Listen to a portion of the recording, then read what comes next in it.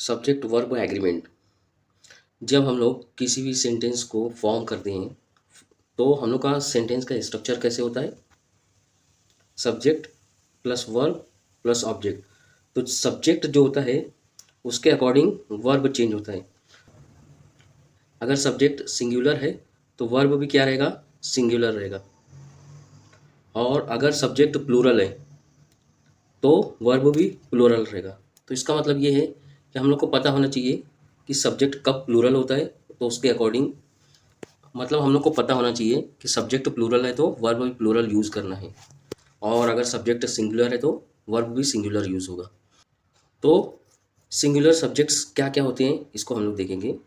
Example of singular subjects: he, she, it, और कोई भी नेम, चाहे वो नेम प्लेस का हो, पर्सनल नाउन हो, जैसे किसी का नाम हो, तो ये जो होते हैं ये सिंगुलर सब्जेक्ट होते हैं। Examples of singular verbs: singular verbs की एग्जाम्पल क्या होती है? जैसे singular verb is, was, has, या वर्ब की फर्स्ट फॉर्म के साथ एस या ईएस लग करके जो वर्ब बनते हैं वो सिंगुलर वर्ब बनते हैं। For example plays, goes, etcetera.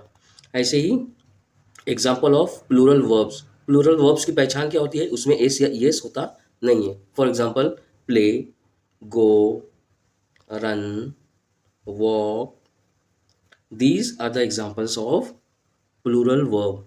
अगर ये प्लूरल वर्ब है, इसको सिंगुलर बनाना है, जैसे रन है, तो सिंगुलर बनाने के लिए मैं क्या कर दूंगा? रन के साथ एस लगा दूंगा। सिमिलरली वॉक है, जब वॉक है इसका सिंगुलर वर्ब बनाना है तो वॉक्स लिख दूंगा। क्या लिख दूंगा? वॉक्स। इंपॉर्टेंट नोट है, वर्ब या नाउन के बीच का अंतर, इनके बीच का डिफरेंस क्या है? नाउन में अगर नाउन में एस या ईएस आता है तो प्लूरल नाउन होता है। फॉर एग्जाम्पल प्लूरल नाउन की एग्जाम्पल क्या है? जैसे कैट, तो कैट के आगे एस लग गया तो प्लूरल हो गया। House, houses. Car, single car तो कार्स प्लूरल। बुक, एक बुक।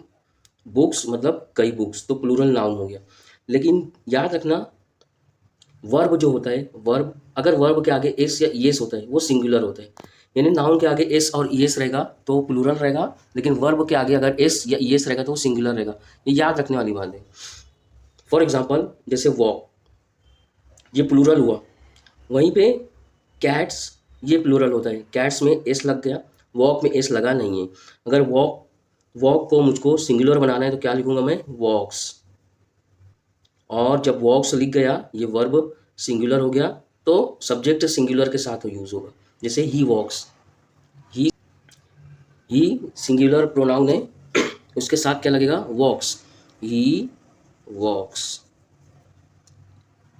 इट सिंगुलर है, इट वॉक्स। ओके। तो यहाँ पे हम लोग ने देखा, ये अच्छे से याद रखना है, सिंगुलर सब्जेक्ट्स क्या क्या होते हैं? ही, शी, इट और एनी नेम। तो जो भी सिंगुलर सब्जेक्ट रहेगा उसके आगे वर्ब जो रहेगा वो एस या ईएस लग के आएगा जब हम लोग सेंटेंस को फॉर्म करेंगे। सब्जेक्ट वर्ब एग्रीमेंट पर कुछ एग्जाम्पल हम लोग देखेंगे। एक एग्जाम्पल है वी फियर। फियर वर्ब हो गया। We plural, we plural pronoun है, तो वी के साथ क्या लगेगा? प्लूरल वर्ब लगेगा विदाउट एस या ईएस वाले। तो फियर लगाए, फियर्स नहीं है। वहीं पे अगर मैं अगर ऐसे लिखता हूँ, he fears, it fears, she fears, या तो मिस्टर एक्स फियर्स। तो ही, इट, शी और कोई नाम, ये क्या है? ये सिंगुलर है तो इसके साथ सिंगुलर वर्ब। यहाँ पे प्लूरल प्रोनाउन है तो उसके साथ प्लूरल वर्ब यूज होगा। यहाँ पे देखिए सेकंड में, two ministers, mister X and mister Y have, has नहीं लगेगा, हैव लगेगा। क्यों? क्योंकि सब्जेक्ट प्लूरल है, एक से ज़्यादा सब्जेक्ट्स हैं। नेक्स्ट है तमिलनाडु हैज़। देखो तमिलनाडु नाम है इसीलिए उसके साथ सिंगुलर वर्ब लगा।